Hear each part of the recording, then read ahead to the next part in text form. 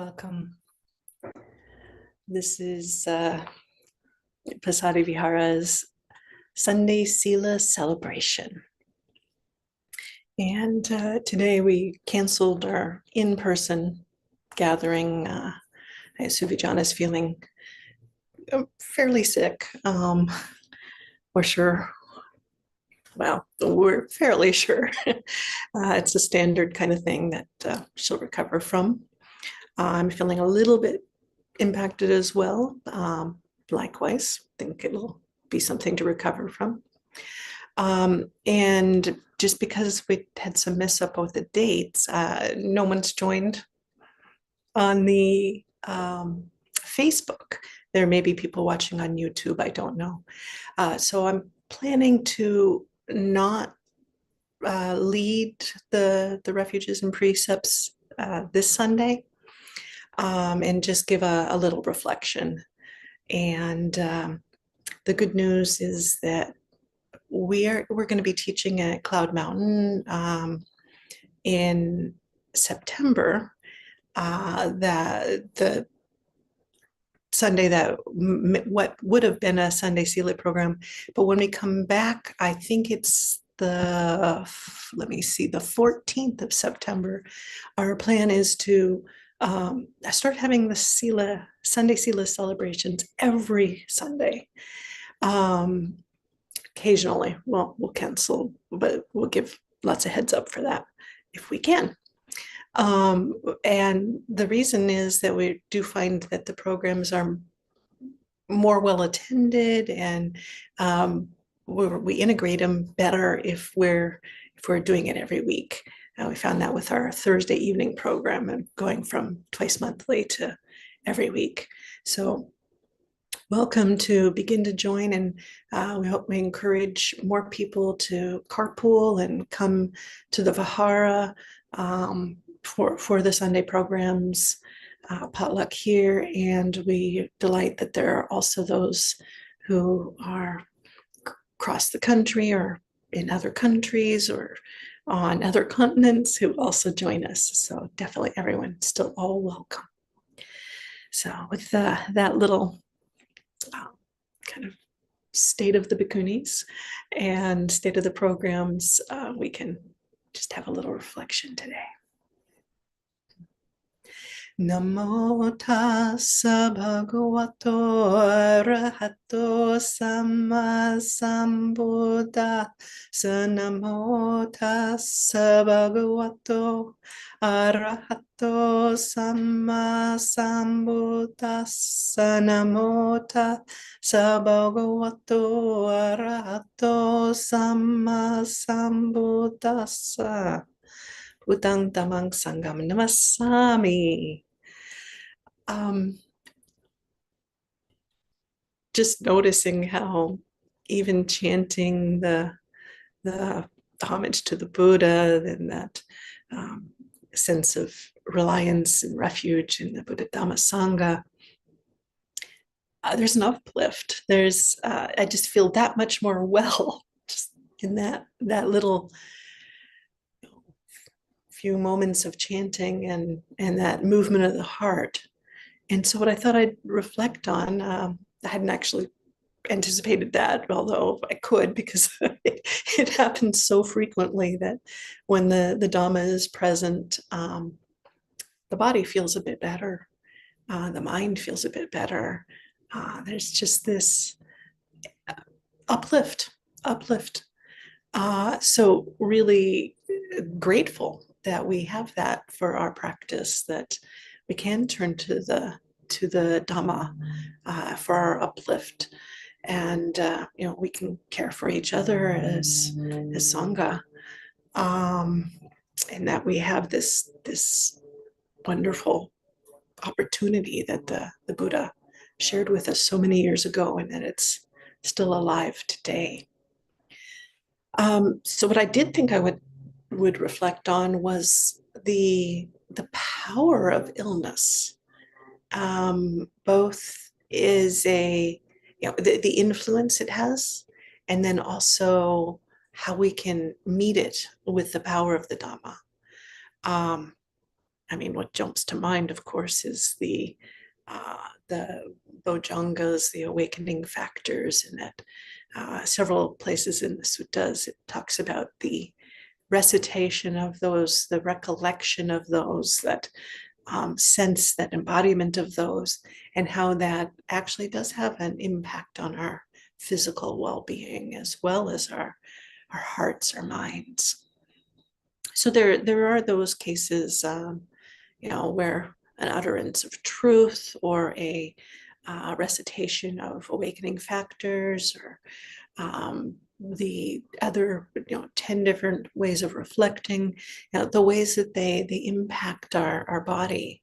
So it's very clear in the suttas that the application of the Dhamma can be a balm. Of course, we're still subject to aging, sickness, and death.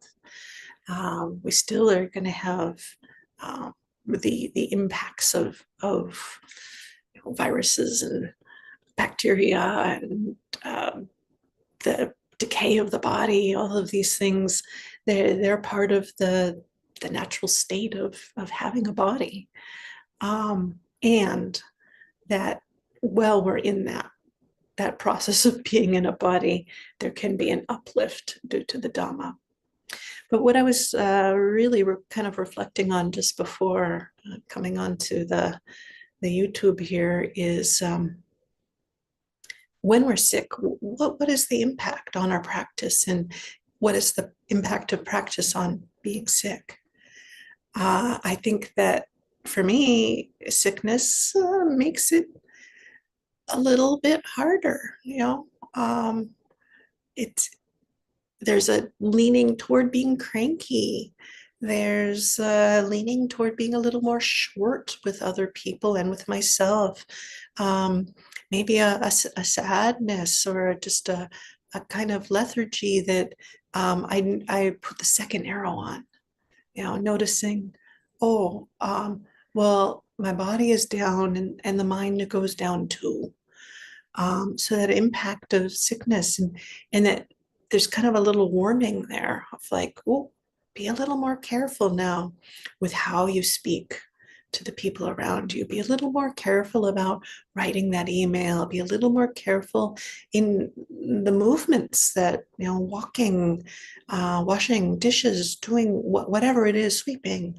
Be a little bit more careful, because if I'm unsteady, I could do more damage to others. There were some ants on the counter, and I thought, okay, I need to be extra careful, and I'm a little bit off. I need to be extra careful. And so getting out the paper towel and sweeping them up, and that little sense of being extra careful. And I guess that was the opposite part of then my Dhamma practice, uplifting the way that I behaved while I was sick. I didn't just, slam through it, or disregard that there were living beings on the counter who, especially after it rains, they're more likely to come in.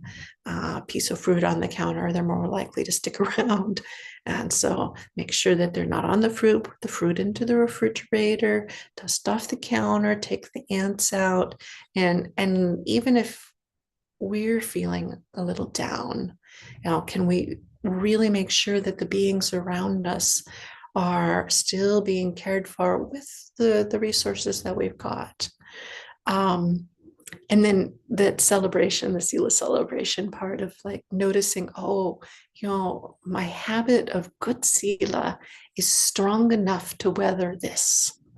I still am going to care about the beings. I'm going to care about watching how I speak. I'm going to care about not having misconduct in other ways, just because I'm sick as an excuse. And just to be clear, I'm not that sick right now, but it just enough to notice. It's like, oh, there's a leaning toward, and a leaning away. And can I be really mindful and aware? How am I attending? How am I showing up? And do I have the Sila really supporting how I'm interacting, how I'm making choices? So if we had others who joined on the I was going to say Zoom. I think I might have said Facebook earlier. Anyway, Zoom. If others had come onto Zoom, we might have had others also speak about this, because I am very sure that it's a common practice that we have the opportunity to practice with. When sick, how does it impact our practice? And when sick, how does our practice impact that? So there's nothing left out. There's no experience in our lives that's left out by this practice, the practice of Sila, the practice of the Dhamma, and the care of our world and our community and ourselves. So with that, I'm going to close. Pay homage to the Buddha, the Dhamma Sangha again. I'm going to just bow to the image I see reflected on my screen, so that I'm not squeezing my belly, as a means of self-care, but still having respect.